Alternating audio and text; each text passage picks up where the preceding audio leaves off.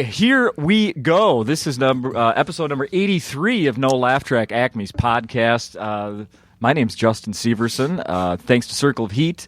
The music we played at the beginning, really appreciate that. Local comic Trevor Anderson, part of that band. Like us on Facebook, please. If you haven't yet, follow us on Twitter. Subscribe on iTunes or anywhere else you're getting us. Right now, let's start. Isaac Witty's here, guest on number 83. Hey, everybody. Hey, everybody. That's me. I'm here. Wait a minute, Isaac. No, I didn't see your name on the website last week. Right. I'm not John Doerr. So let's confirm you're not John Doerr. As much as it would benefit me, as much as I'd like to be, I'm not John Doerr right now. No, he's somewhere doing Hollywood big shot stuff right now. And luckily, and I was just had nothing to do Tuesday through Thursday. So, yeah, it's a convenient thing not being booked sometimes because you fall into stuff. You know? And it must help to live somewhere near a major comedy club. Yeah. So many podcasts go on around here in town. It's great. So you're here, yeah. John Doerr was originally scheduled for the Tuesday, Wednesday, Thursday. He's just going to be here Friday, Saturday now. Yeah, you've claimed it. Mm-hmm. You're taking over the reins. I'm a weekday type of guy. Oh. Weekday type of guy. I mean, bring John Doerr in for the weekends. Even if they would book me, I wouldn't even want to do Friday, Saturday anyway. I'd turn it down. I'll do Monday if you want. I'm a Monday kind of comic. Speaking of that, I was here on Monday for the open mic. Big night here. Yeah, Severson was here apparently. I was gonna go, but God, I was just like, I had this just ridiculous travel thing where I went from the northern hills of Wisconsin to do a show, and then on Friday, and then Saturday I went to southern Illinois. And then I drove back, woke up at 5 a.m. the next day on Sunday and had to be back here by 5 o'clock to do a show at the Joke Joint. So it's like out of 72 hours, I was in the car 27 of them.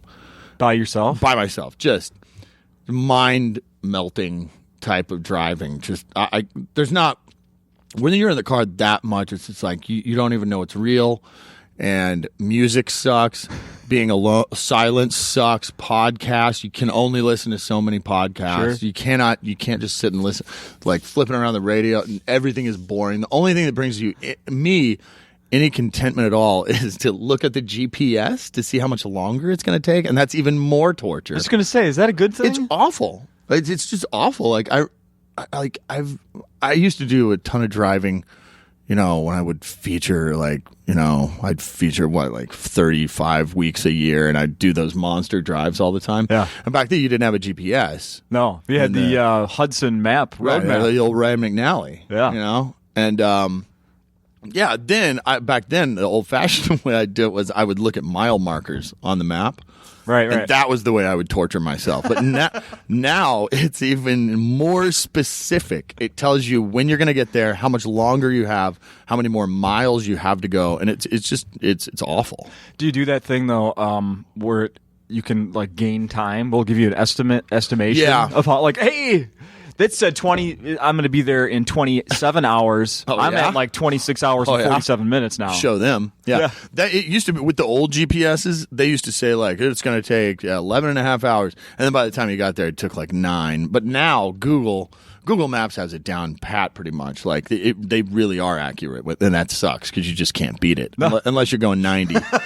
Which I got no insurance on that rental car. I'm not going to do that.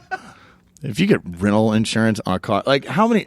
I used to always get the rental insurance, and every single time, I never had an accident. I'd be turning it in angry. Mm-hmm. But now I never get the insurance, and it makes the drive, more exciting because there's way more on the line. Living on the edge. Yeah, always. So you don't bend, you don't fold, you don't bend when they try to guilt you at the shop picking up the car. The worst. I mean, because they lay it on thick. It's funny we're talking about rental car.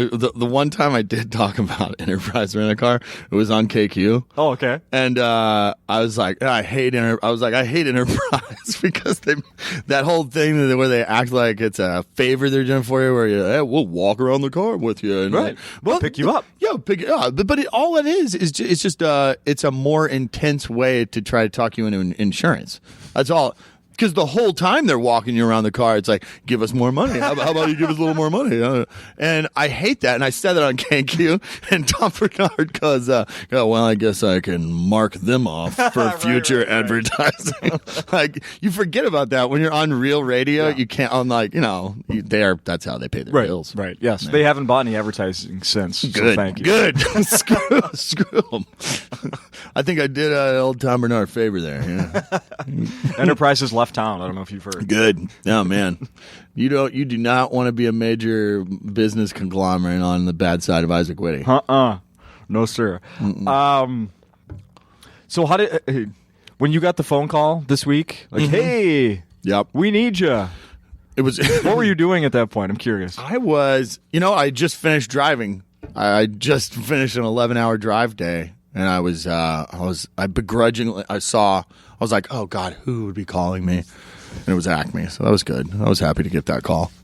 So yeah, I was just to finish the thought on Monday night. So you said Severson. By the way, it was they didn't advertise it like on the website or anywhere. Yeah, but word always gets out a little bit. Holy cow! Yeah, when Brian Miller was on the listed as the last comic of the evening, and then at the end of his set, he's like, "Oh, and we have one more person," and you could just feel the crowd like, whoop. Yeah, here he is here. I remember one time. This is years ago. It was I had come here to do a guest set for whatever reason. I think it was like a Friday night. I'd come to do a guest set, and Lewis came up to me and he said, "You can't do a guest set tonight." And I was like, "Why?" And he goes, "Stephen Wright's here." Oh, and I was like, "Wow, oh great." Yeah, I was happy to give up a guest set. So I'm sitting over at the bar, and I feel a tap on my shoulder. And it's Stephen Wright actually came up to me and apologized to me for getting bumped. And I was like, man, I don't mind at all. No, really? This is going to be great to watch you. I'm glad you're here. And then, he's like, are you a comic? I was like, yeah, because I'm really sorry. I didn't know that by me doing a guest set, I was going to get somebody bumped. I'm really sorry about that. What a nice guy. Wow. So, but that night, the word had not gotten out at all here. And Tracy Ashley was emceeing that night.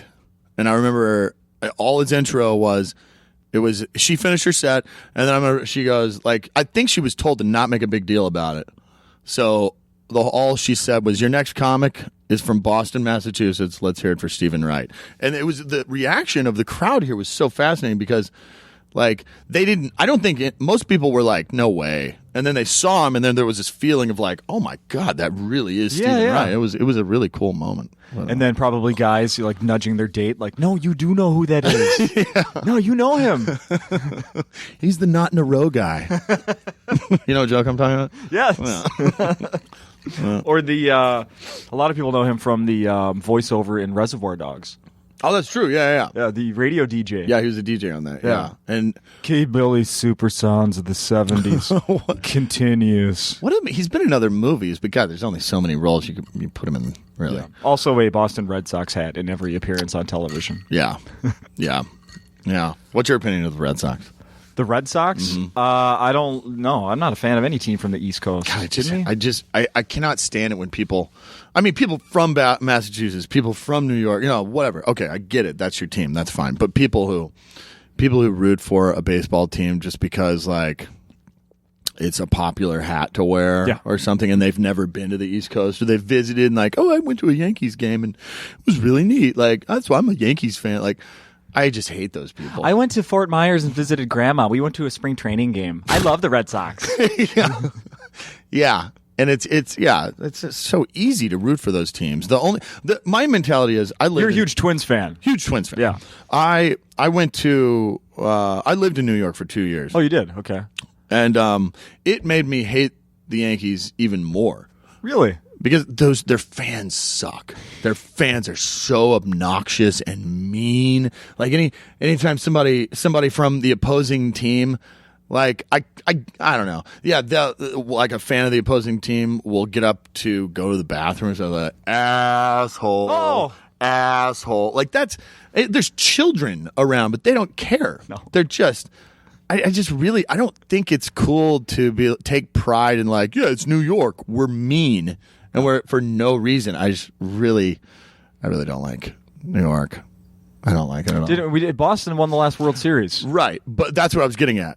But the thing that people fall into is they go, especially the years before the Red Sox had won their first World Series in a long time. Mm-hmm. People used to go like, I hate the Yankees because they're high budget. I like the Red Sox. Right. It's the same thing. They spent back then. It was always like the Yankees spent $1 billion and the Red Sox spent $1 million under $1 billion, right, and they went, well, small market, smaller market. Oh. It's not fair. It's not fair. They'll get their due. Yeah. No, not a Red Sox fan. Did you see the Jimmy Fallon movie Fever Pitch based on the Red Sox Fever Pitch? Yeah, Fevered Pitch. Yeah, I did see that. Yeah.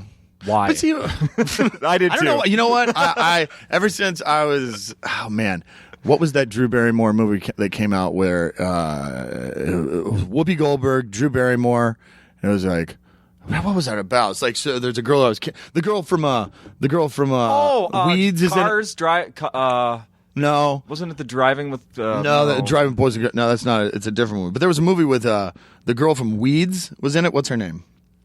Not Sarah Jessica Parker. Mary Louise Parker? That from Weeds? Well, whatever. Yeah, the star of there was those three: Whoopi Goldberg, the Weeds girl, and Drew Barrymore. I was it was the only Hollywood crush I've ever had. Drew Barrymore. God. Yeah. So I guess I've always had a real fondness for Drew Barrymore. I believe she and I are the exact same age, really? So it's not creepy when I say. It's not creepy when I say that I had a little crush on her when she was Gertie in E.T. Yeah, oh yeah. Because I was actually like 7 at the same time that she was. So that's not weird. 2 times. Like she just strikes me as, I don't know. She just strikes me as a really cool person as far as celebrities go. Yeah. Like 2 times. One time I was in New York at an after party for Saturday Night Live. It was when she did the boobs thing on Saturday Night Live, and she was dating a guy from the Strokes. Oh yeah. She was smoking a cigarette and drinking a beer. I've seen her, and then another time I saw her smoking a cigarette and drinking a beer in L.A., and I was like, wow, she smokes cigarettes. There's something cool about that. This diva girl, I don't know. She's looked at that way. Yeah. She smokes cigarettes. Yeah. Maybe not such a sweetheart. Maybe not. Sweetheart with an edge. Yeah, she's got an edge. She's a real person. How did you end up at an after party for Saturday Night Live? It was before. Who did you know? I knew T.J. Miller. Yeah. I've known T.J. Miller for a long time. Was he writing? No. This was back when TJ was. I met TJ back when it was. I was just remembering this. TJ might not remember this. He was emceeing, and I was featuring in Vincennes, Indiana, at a Chinese restaurant that had comedy on the weekends. So he drove down from Chicago, and that's how I'm I don't know, when you do the road as a comic, you're always like, oh man, we totally got along, we'll totally keep in touch and stuff, and you never do. Right. TJ Miller's maybe one of the only people I ever worked with and said that to, and we actually did always keep in touch, and I'd crash in Chicago, and I'd hang out with him here when he comes in town, and in LA when I lived there and stuff. But anyway, yeah, he that was back when he was with the touring company for Second City. Okay. So they were in New York for whatever reason. So all those guys now knew people from Saturday Night Live. I got to go in there. It was crazy. Yeah, the Strokes were there and Drew Barrymore was there. And yeah, it was fun.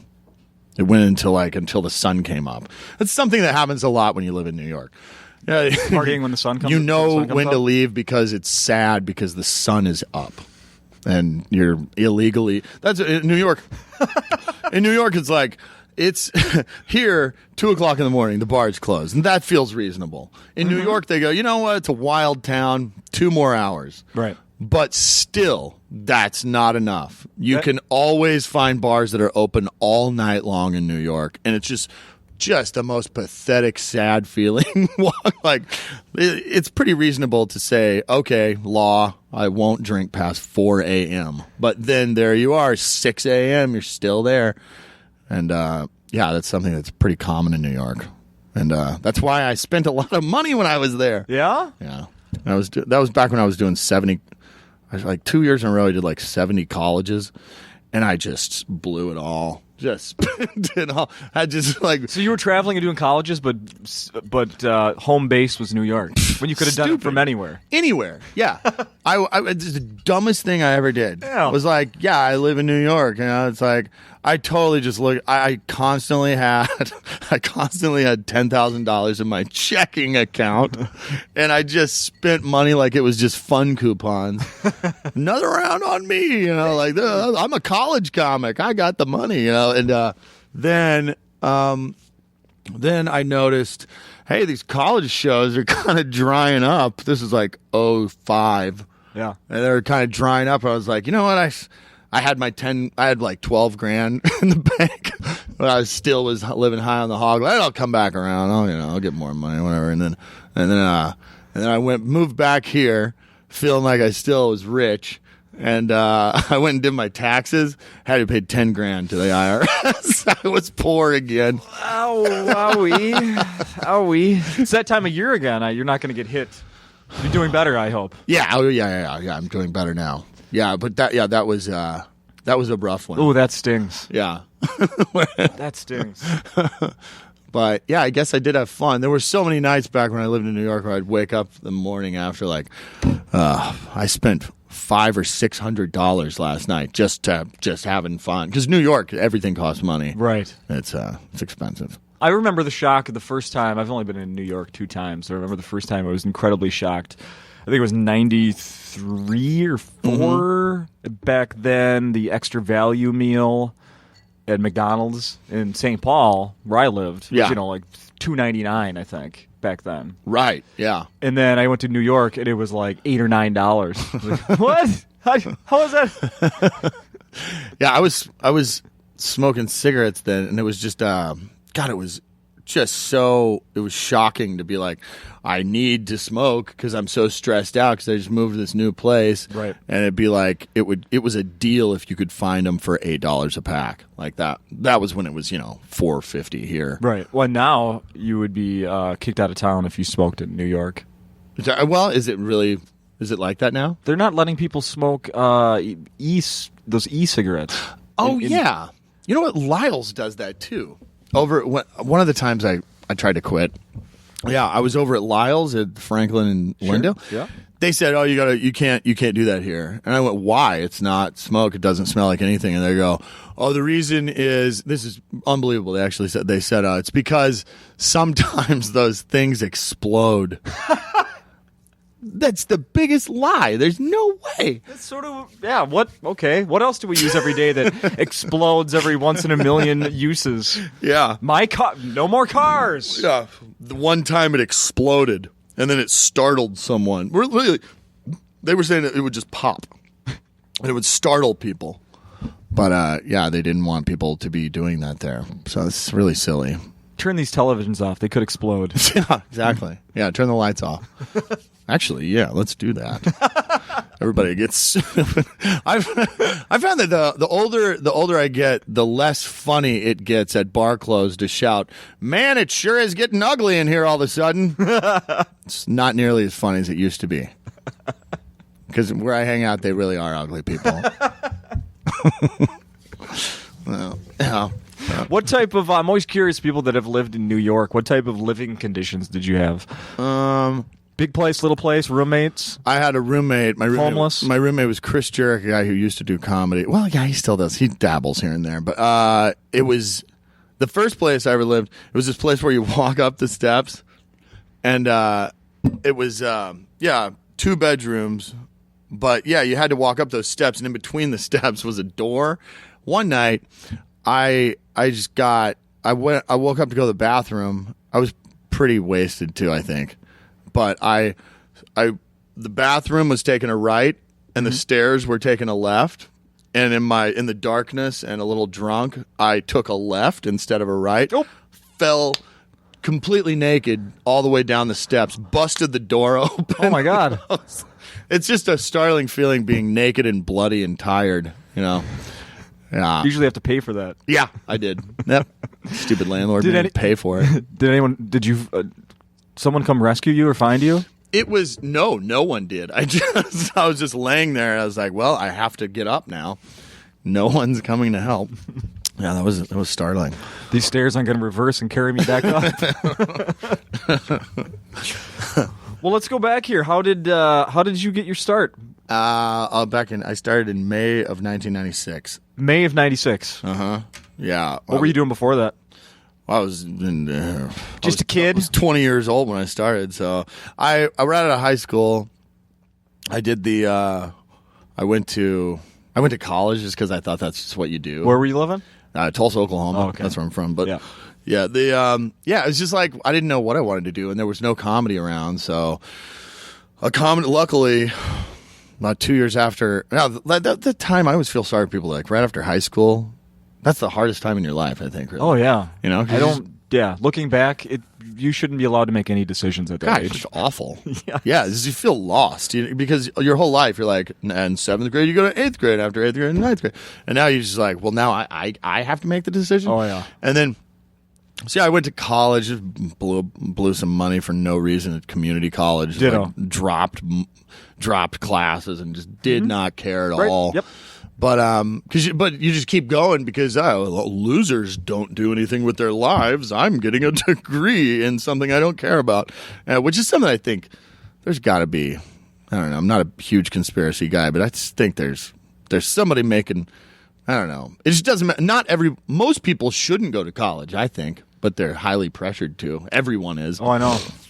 But yeah, then a comedy club opened, and I went up and did my first set in May of '96, and in Tulsa, the Tulsa Comedy Club, and I did my first set, and I went home to my mom, and I was like, I'm quitting school, and so much my mom made me finish the rest of that semester, and then I just never went to school again. And I'm 3 hours. I'm now and forever will be 3 hours short of an associate's degree. Congratulations in radio and TV broadcast. Hey. So, but then I did comedy there for like 3 years, and then I moved here in '99, and I've been. What brought you here? John Evans, you know John Evans is? Yeah, me and John started together in Tulsa. Oh, okay. And I never knew that. John moved up here, and he was answering the phone for Rich Miller, and I remember Rich was like he had been telling John to move up here because John answered the phone at the Tulsa Comedy Club, and then he moved up here, and then I talked to him on the phone about 2 months after he had moved here, and he was like, you know how down there we get on stage once on Tuesday for open mic, and then once every month and a half we get an MC week. Well, up here you can be on stage 6 nights a week if you want, and there's 2 clubs, and I was like, well, I'll just move up there then. Yeah. So yeah, I ended up moving up here, and that was November of '99. So yeah, so it's been in May. It'll be 18 years. I was thinking about this. I've been doing throughout the years. It's inevitable. You're going to perform for horrible people. Sure. And I have wished a slow, painful death on several people over the course of 18 years. Who wouldn't? Mm-hmm. And it occurred to me, over that amount of time, I bet that's actually happened. I bet there really have been people I've wished that on, and statistically speaking, I bet there have been some people that I've wished that on that's actually happened. Mm-hmm. So, if you got proof, how would you feel?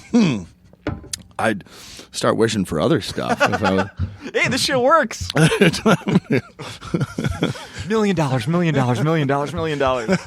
Or maybe that's sitcom. That'd suck if that's I can't create anything. All I can do is just wish slow, painful deaths on people. Kim Jong-un. Is that name? Yes, nothing on the way up, just the demise. That's all I can do. Enterprise, rent a car, you've already destroyed. Yeah, they're gone.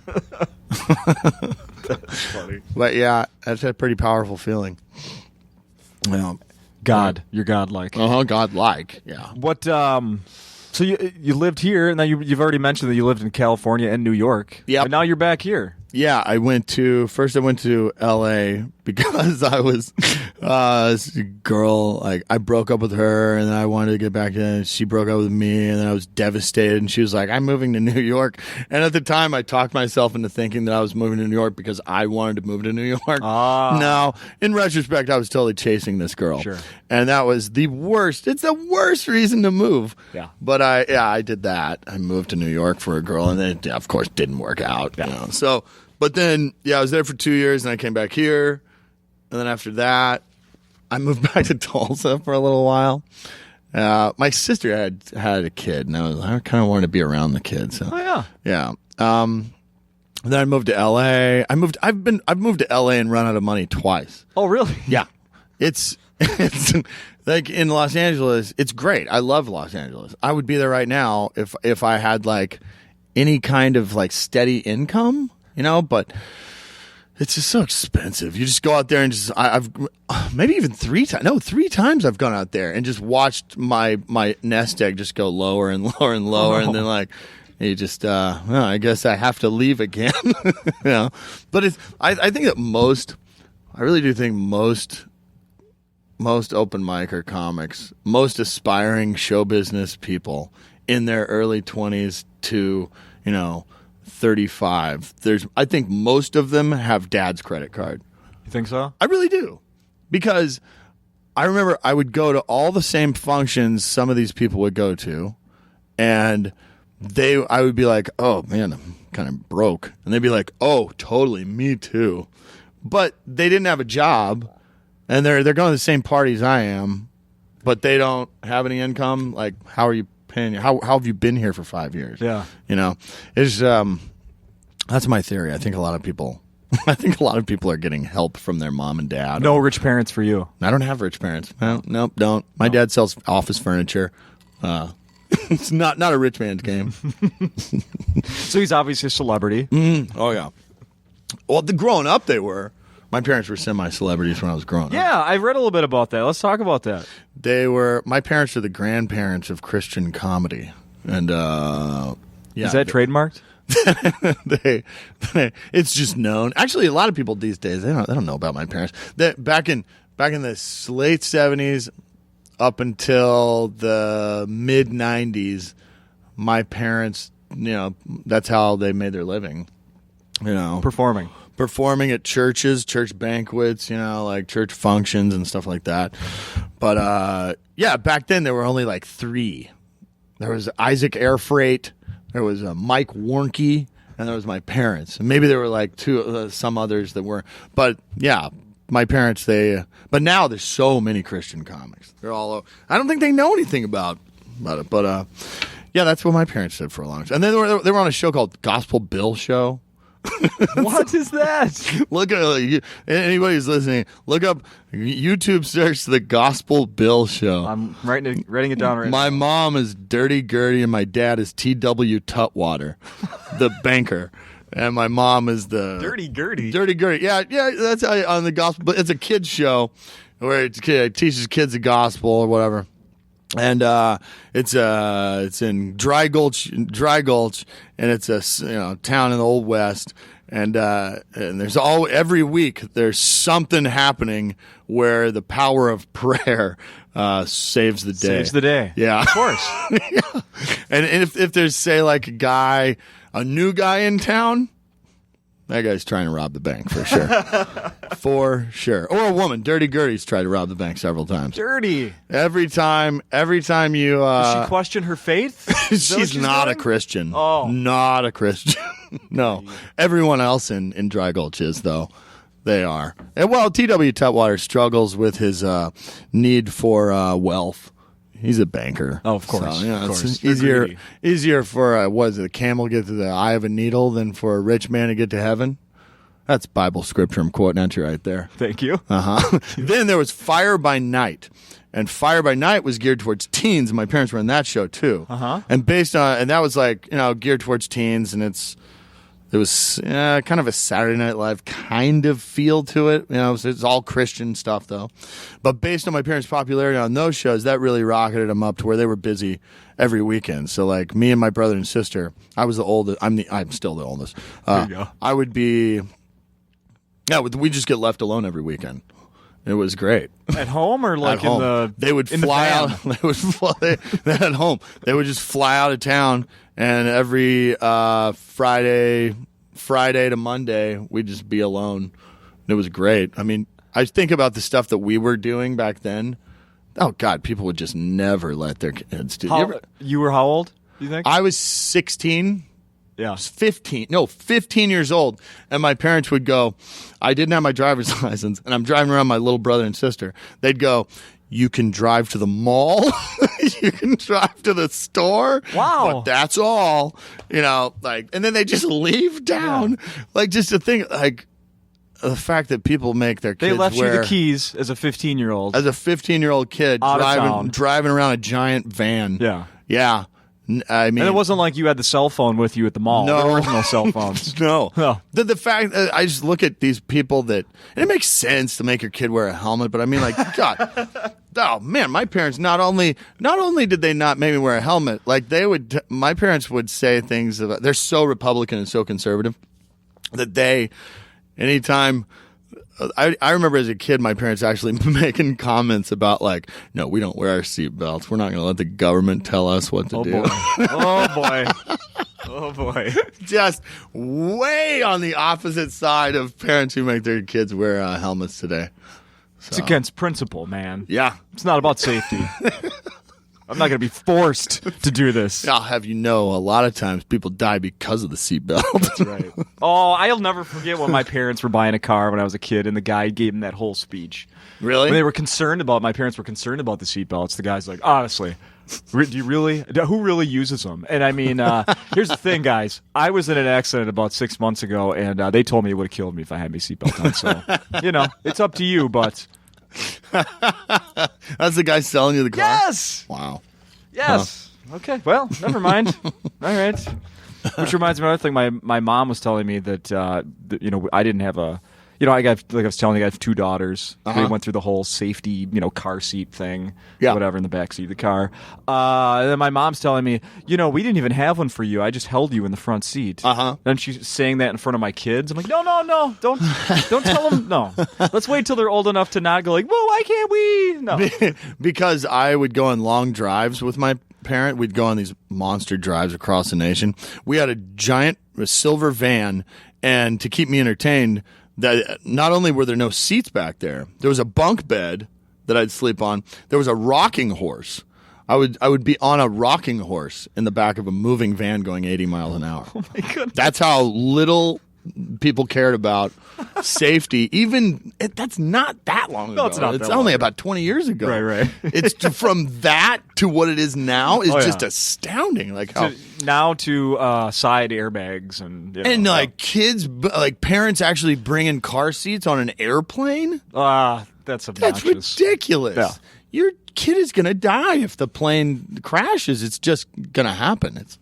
You cannot save them in that. But I'm all for helmets on airplanes. Helmets, absolutely. Yeah, steel ones.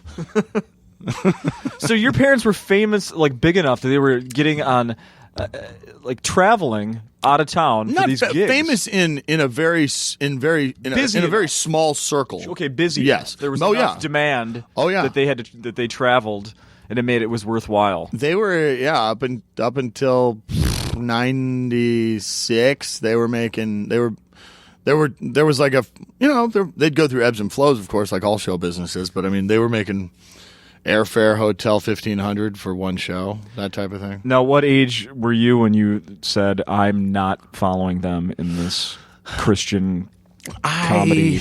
It was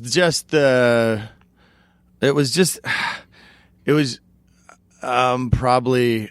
I remember I started to love stand-up comedy in the 80s, in the late 80s, when I watched Comic Strip Live every Saturday and evening of the Improv, and like I'd watch these guys and I'd think like, these guys, they can write jokes just about anything they want. They don't have to make it a message, and I really I thought that was pretty liberating. The feeling of like, you don't have to make this about God. You can just make it about anything. Yeah.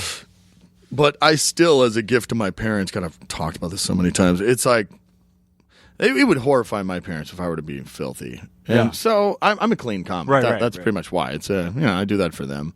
And on top of that too, I can make more money doing corporates anyway because I made an effort to be clean all these years, and it's easy for me to write clean now because I never allowed myself to do dirty material. So, but you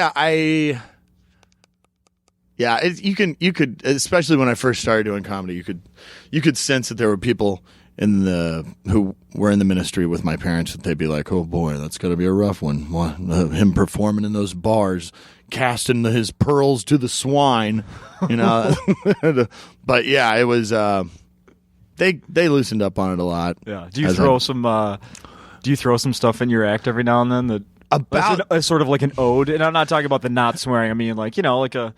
Well, some sort of religious thing or a little shout out. The first joke I ever wrote that really worked was that I did it on Letterman. I've done it, whatever. It's if you ever go to the Middle East, Israel, Egypt, any place like that, don't make the mistake I did. Don't use those maps in the back of your Bible to get around.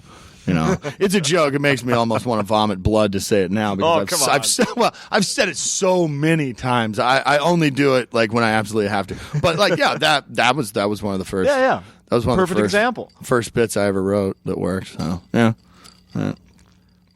But it's I still perform at churches every once in a while. Oh really? Yeah. Yeah, I can. It's easy. You mentioned Letterman. Mm-hmm. What year did you do that? Man, more than a decade ago. I think it was 2000. I think it was 10 years ago. I think it was 2004 when I did it. Yeah, I worked in Skyline in Appleton, the Skyline Comedy Club, in Appleton, and I got booked with Eddie Brill, who then was booking Letterman, and he watched me. He was like, "Hey, send me a tape," and then I sent another tape, and then on the third tape, that was the one, and he said, "All right, just be ready." And so I would get calls from, there was like 3 times like, okay, tomorrow be ready. And I'd be like freaking out. And then you go, never mind. Oh. I might need you tomorrow. Never mind. And then the other time he's like, well, you don't have to say yes, but there's a guest host this time, but you're flying out today if you want. And I'm like, you don't know if you're ever going to get offered that kind of thing ever again. So I did it, and it was Tom Green. To bring in Drew Barrymore back into the story. Were they married at the time? They were just recently divorced. Really? Yeah, he referenced Drew Barrymore in his opening monologue. But yeah, pretty sure the reason Tom Green got it back then was... I was just thinking, because that wouldn't happen now. Remember back when MTV tried to do a new version of the Tom Green show? Yes. Tried to bring it back. Mm-hmm. MTV's owned by Viacom. Viacom also owns CBS, so I think it was a cross promotion type of thing that the big wigs forced Letterman's the Late Show's hand on. But but that's what happened, and it's weird because it's. I don't know if I would have said yes if for the rest of my life I would have known my parents, my friends would then mock me saying, "Hey, you did the Tom Green show. That wasn't Letterman." I mean, I've heard that come out of my friends' mouths so many times. Well, those are good friends. Yeah. What were you on, the Tom Green internet show? They were on that internet show, right? Yeah, the Late Show with Tom Green. Were you on the episode where he did Undercutter's Pizza and he followed the pizza guy? Oh wait, that was the MTV one that most people are aware of. Yeah, that one. I wasn't on that one. No. Yeah, I was on the thing that he did one time, and yeah.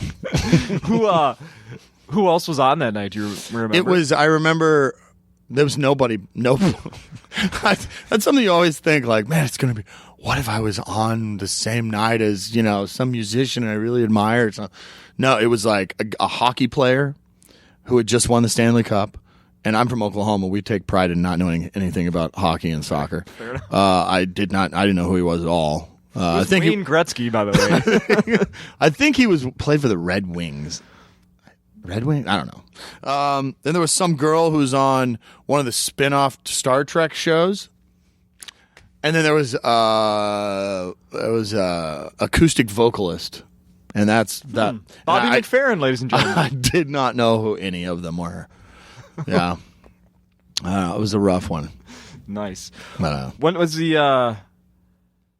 I was going to ask you. So how many times do you think you've performed at Acme? Do you have any idea? oh, at Acme? Golly.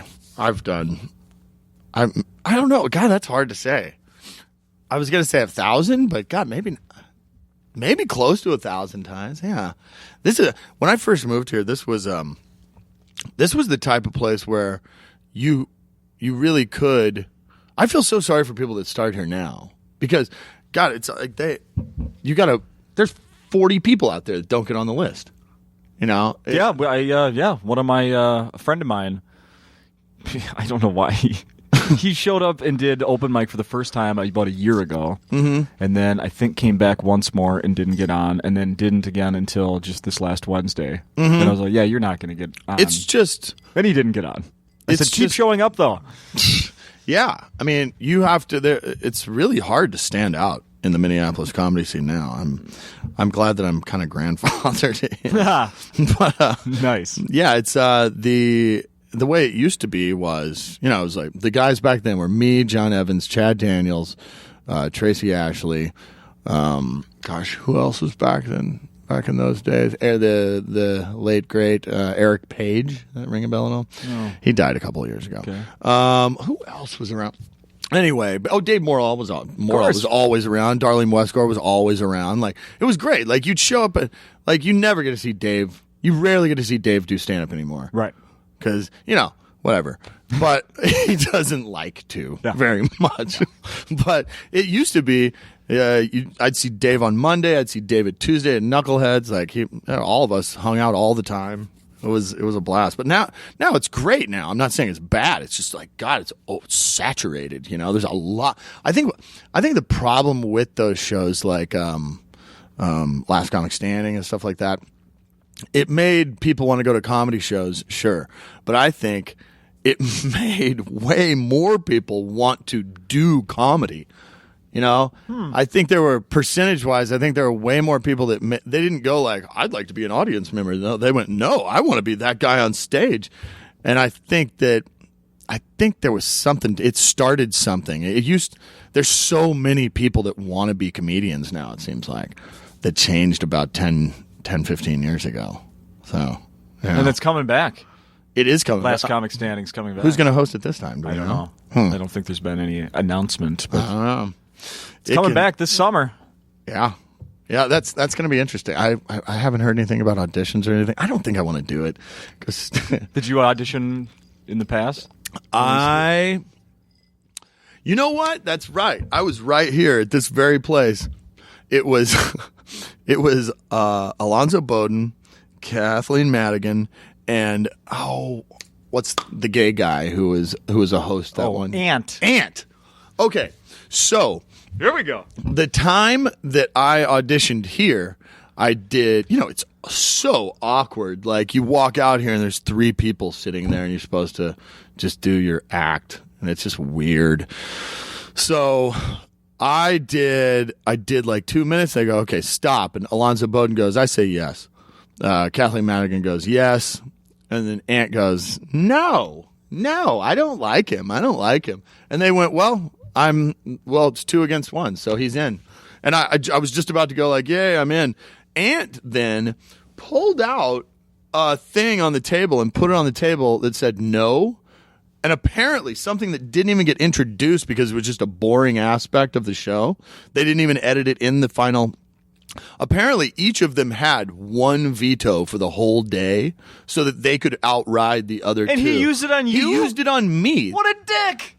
Ant, yeah. He used it on me. That was just strange. Why on earth would he have such a vendetta against... It's not like I said anything that would have personally offended him or anything. I was just not his cup of tea at all. Not at all. Well, your T-shirt said hetero and proud. That's right. God, what an odd thing that was. I just remember that happened. That was years and years ago. Yeah. What the hell? That's the strangest thing, isn't it? So that was the extent of your... But the thing was, I was thinking, well, the sunny side of this is that I'll definitely be in the show. because I'm the one guy in Minneapolis that because they do a whole episode about Minneapolis, right? Mm-hmm. So I was thinking, well, for sure I'm going to be in this show because there was this argument and like it turned out no, they just edited it out. Nothing. Just where had they just realized that wasn't interesting, I would have just been in that night's showcase, but I wasn't. So it's a rough break. I could be a star right now. Let's bring Ant out. Let's settle here this. he is. Come on out, Ant.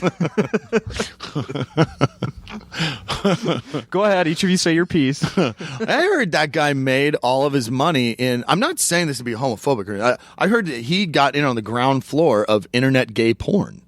What? Yeah, that's the word on the street. I don't know that for sure. What does that mean exactly? He started a lot of gay porn sites back when the internet was first getting to where there was a lot of porn.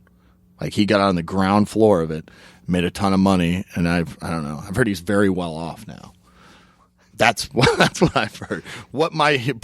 Consider the source. It's a total hearsay, but let's just believe it anyway. I'm going to be sure and go to work tomorrow and Google that on a work computer. Do that. Yeah. So what's new? Ant. Yes, exactly. Let's see what should keywords: ant, gay, sex, websites. Yeah, perfect. It's just male ants having sex. Yes, insects. Insect porn. No. No.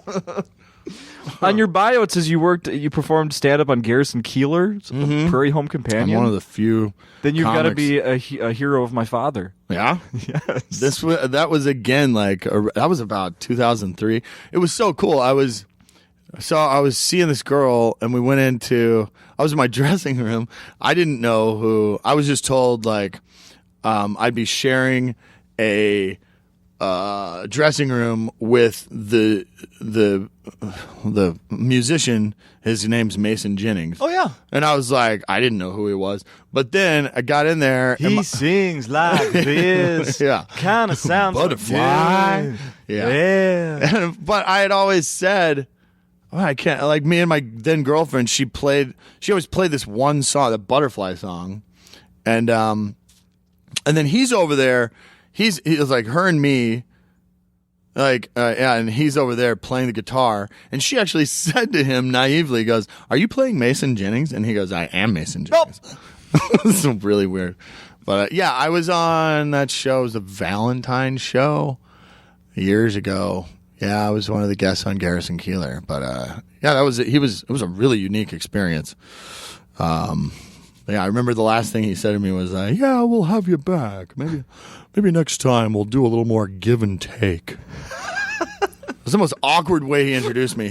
He made me, because they want to do it exactly like a TV show, a radio show. Right. They, when you're introduced here, they go like, "Ladies and gentlemen, blah, blah, blah, here's Isaac Witty," and then you walk out. There, they wanted me to be at the mic during the introduction. So it was just the stupidest feeling. I'd be like, they're going like, "Go out there right now." Like, really? And so while he's introducing me, I'm just standing there at the microphone. And that was really awkward. And then he goes, "Here's Isaac Witty," and they clap, and I'm like, "Hi, I've been here a while." Yeah. So, in case any of you didn't notice. Yeah, so just had this really strange feeling. Yeah.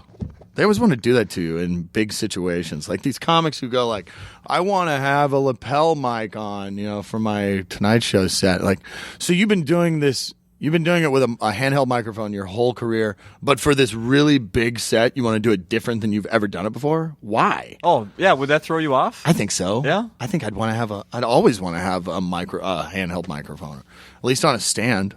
I can see that. I don't want to use a lapel. It feels so weird. I will say when I first started doing this podcast versus comparing it to doing radio, it threw me off not wearing headphones. Really? Talking into a microphone. Yeah, like, are we really doing this? Yeah. Exactly. Exactly. Let's talk about the other thing you're doing, the sketch comedy. Yeah, I'm in a sketch comedy group called the Turkeys. Yeah. And we have been doing this for about a year, and writing, there's a long process of writing and then shooting and then post-production. We have not released anything yet. So we really have. We've been working so hard for about a year and not reaped any of the benefits. Way to go. So we're just, every once in a while, I'll just get really down, like, oh, God, this is hard. But then I realized, like, oh, I haven't been pat on the back at all about any of these sketches. So, I'm thinking that, God, if you're listening right now, it's January. If you're listening to this in like late February, look up the sketches. Go to the Turkeys sketch group. TheTurkeys.net is our website that we'll have up. And we've worked really hard on it and everything, and we're trying to find a website that we can release stuff with right now. Not just throwing it on YouTube. You got to do it. You got to, if you don't have any celebrities in your videos, you got to do them smart. Like, you got to like team up with a College Humor or like a Vimeo or whatever. So we're trying to find somebody who we can team up with to do the release with. So that's all we're waiting for. The sketches are ready. We have about 45 minutes worth of content. Wow. So you'd hope to get those out there, good feedback, do more? Yeah. I mean, God, the thing that I would love to do is because I love doing it. It's just the money. God, we're like Gabe's dad. Say the names of who you work with. Gabe Noah, Chell Bjorgen, Chris Maddock, Chris Knutson. Yeah, those are the core members. Then we have people that help us out too. But Chad has helped you with that. Chad Daniels, right? Chad he was in a show of ours at Hell's Kitchen. Okay, so he's helped us out. Yeah, he's Chad drove on down, did one of our shows at Hell's Kitchen. We were at Hell's Kitchen like 6 months in a row. We had a monthly engagement there for a while. But we're looking forward to the release. And the thing I was getting at is, like, you shoot all this stuff. You just have no idea how expensive this is to shoot. Yeah. Like we get this, you get a 5-minute sketch. Like, that's a good looking sketch. Well, it better be. We paid $1,500 for it. Yeah. It's so expensive. And like we're just all lousy businessmen. All of us are. We suck at the business side. Like, okay, Gabe's dad lent us like $7,000, and we're all like, oh yeah, well, we'll get you paid back. And we're way behind on payments and stuff like that. We're going to pay him 100% chance. We're going to pay him. It's just feels so bad about like, man, I'm not paying him nearly as fast as we want. I have a suggestion for you. What's that? On a way to monopolize this thing. What's that? Go back, because I assume you haven't done this, product placement. Is that something that people actually will pay for? Probably not. It's worth a shot. Product placement. Like, we're both making money from the Twins. Yeah, exactly. Oh, man. You know how many people are going to love the Twins now that they can't see us wearing these Twins hats? That's right. You're just going to take our words for it. You're wearing a baseball cap, Twins hat. I have the stocking cap on. Yes, that's true. Man. We're going to go all the way this year, guaranteed. I think someone should at least drop off some Twins Fest tickets to us for this. God, what a ripoff that is, huh? Well, maybe not a ripoff. It's just inconvenient that, like, they triple the price of the tickets, and they have it at a venue that's just tiny now. Yeah, for people, we should do a quick description. Twins Fest is this thing they do yearly in January. It's always been held at the Metrodome, where they bring in the. One year it was at like we're in Blaine. When it was the year the roof collapsed because of that snow at the dome. They had to move it. Why wouldn't they move it to the convention center? Right. That would make perfect sense. The convention center's huge. Yeah. Twins Fest is basically a big baseball card and collectible show. Yeah. And then they bring Twins current and former future stars, and they come in and sign autographs. Yeah, I got my picture taken with Rod Carew last year. Yeah, I got a Rod Carew autograph. I love going to Twins Fest. I was just upset that they're having it at this place where it's like, $25 to get in? And, now they've raised the price, and they're hosting it at the stadium Target Like Field. A fourth of the amount of people that used to be able to go can go now? Yeah. Oh, no, I will tell you, Isaac, I have gone to Twins Fest starting, when I was in high school or whatever, and I've gone nearly every year since then. Yeah. So 20 years I've been going at least, and I'm not going this year. No, I can't. No. I mean, so that's the message of today's podcast: is Twins, you screwed up. We love you, but come on, man. Oh man, come on, man. What a larger venue. How about at Acme? Yeah. We'll have like half of it here and then half of it in the Tom Bernard studios up there. There we go. Yeah. Herbeck will be up there signing. Yeah. Yes. Where is the thing? Oh, here we go. Something I wanted to ask you about here. What's that? First of all, did you see we did the story in the morning show today. I just find it fascinating. It needs to get as big an audience as possible. There was a family. Did you see this one? Their house got toilet papered, and they decided. Justin Bieber? No. This is a family in Dora, which I didn't know was a town. Dora, Alabama. They wanted to clean the toilet paper off their house. High school prank. Yeah. Do you know how they decided to? It didn't work out well. How they decided to remove the toilet paper from? They do it with a hose? No, and actually, when I saw the headline, I thought, yeah, that would be a bad idea because I would just make it stick. Like, oh no, we're gonna rinse it off. No, you're not gonna rinse it off.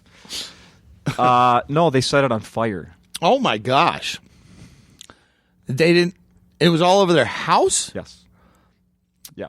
They cleaned the toilet paper up from the house in the yard and the magnolia tree out front, but they were having trouble getting it off the tree, so they thought it might be easier to set the toilet paper on fire. They're not familiar with the concept of wood, I guess? Well, it started in the yard, spread to a propane tank. Oh, my gosh. Which also caught on fire, and that set their house on fire.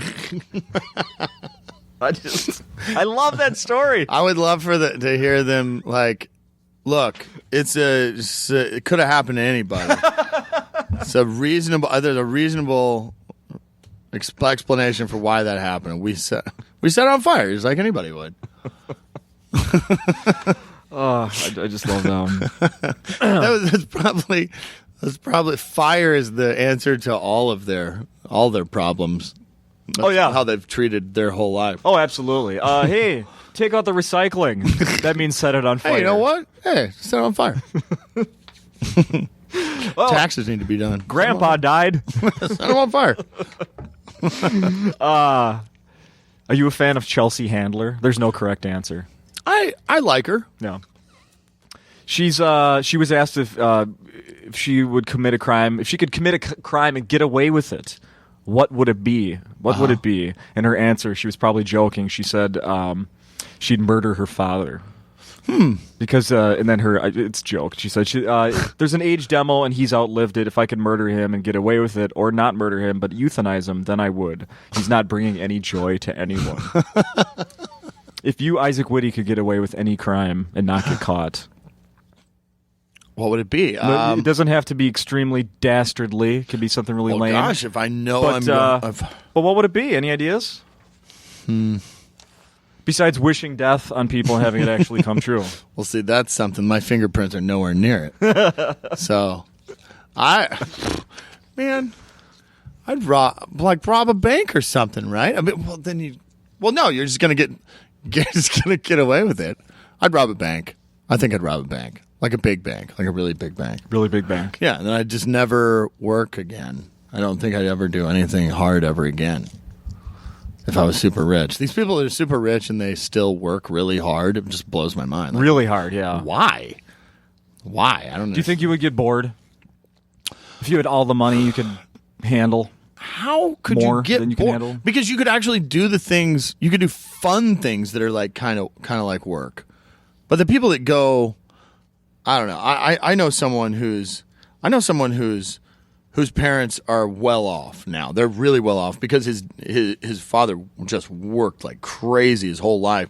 He's a workaholic, and now he's like in his 70s. It's like now he just still works. It's like don't you go to work for the money for the relaxation? The payoff. Yeah. There's no payoff for some people. They're just not happy unless it's like go. Someday my kids are going to be like, Dad worked really hard. Why doesn't he have anything to show for it?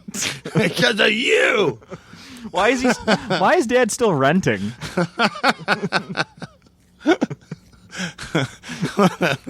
God, he shouldn't have quit his job. He can't walk. Did you Oh no, I'm gonna skip that one. That one's lame. What was the other one I was gonna ask you about? Oh, I know. How much time do we have here? Holy shit, we've been doing this for an hour already, Isaac. Oh, really? All right. Yeah. Here's something I want to try. We could wrap it up now. This has been an hour, but I really want to do this because I brought this book along. Okay. I want to see how this goes. Oh, okay. Wrong book. It's right here. I want you. This is a book of. It's a collection of interviews of rock and roll stars. Okay. Okay. I want you to just give me. There's how many pages in here? There are. Let's say there are 466 pages. Give me a page number. I'm going to read you a question, and you're going to answer it just however you want. Okay. 279. 279. All right. While I'm looking that up, where can people find you on Twitter? Oh, Isaac Witty, all one word, Isaac Witty. And you got a website, I know. I have a website, isaacwitty.com. But yeah, follow me on Twitter. Yeah, I'm really enjoying Twitter lately. Yeah. Yeah, it actually took every new social network thing that comes around, I don't get it for like 2-3 months. Like I'm on Instagram too. So I'm on Isaac Witty on Instagram as well. I've never got into the Instagram thing. I like it. Okay, wow. This is an interview. Okay, apparently it's not all rock stars. This was an interview of Leonard Bernstein. Mm-hmm. Oh my goodness. All right. What you call liberal was once termed radical chic by Tom Wolfe in his infamous article about the party you gave in 1970 to raise money for the Black Panthers. I remember that. Please comment. Well, I feel like when I was raising money for the Black Panthers, in my defense, I made them a lot of money. And I will do a fundraiser for anyone if they pay me enough money. I was really surprised when the Black Panthers asked me to do their fundraiser, but everything went very smoothly. Only 4 casualties, no big deal. Yeah, call me a liberal for doing it. I think it's pretty conservative, really, when you consider how much money I made. I like that. Throw out another page number. 172. All right. Oh, I was almost there. 172. Oh, 169. Oh, this is a one of Francis Ford Coppola. Oh, okay. 172. Okay. Isaac, I don't understand what you mean when you say that style was going to be the whole movie. Well, you don't understand what I meant when I said that style is going to be the whole movie? Well, I mean, you always take me so literally. Of course, there's dialogue and there's a plot. I mean, would it be great to have just models walking around showing us beautiful clothes? That'd be awesome, but that's just not what puts asses in the seats. So, yeah, I mean, there's a lot of style in the movie, but not as much as, it's a compromise. That's all I'm saying. All right, I just randomly opened one to page 99 here. Okay. This is one that went to Johnny Cash. Uh-huh. That was a bad time for you. The pills and all? It was bad, but it was fun. It was really fun. Did you see that movie that's going to be made about me in about 30 years? It's pretty fun. Tears, singing, joy, and tears. Uh-huh. I'm just looking into the future. Isaac, thank you. This thank wasn't you for having me. a week ago. This wasn't going to happen. So you're here, I'm here, and it was a lot of fun. Come out and see Isaac. You got a show tonight if this gets posted in time, and then Thursday night and John Doerr over the weekend. Yep. Perfect. All right. Thank you. See you later.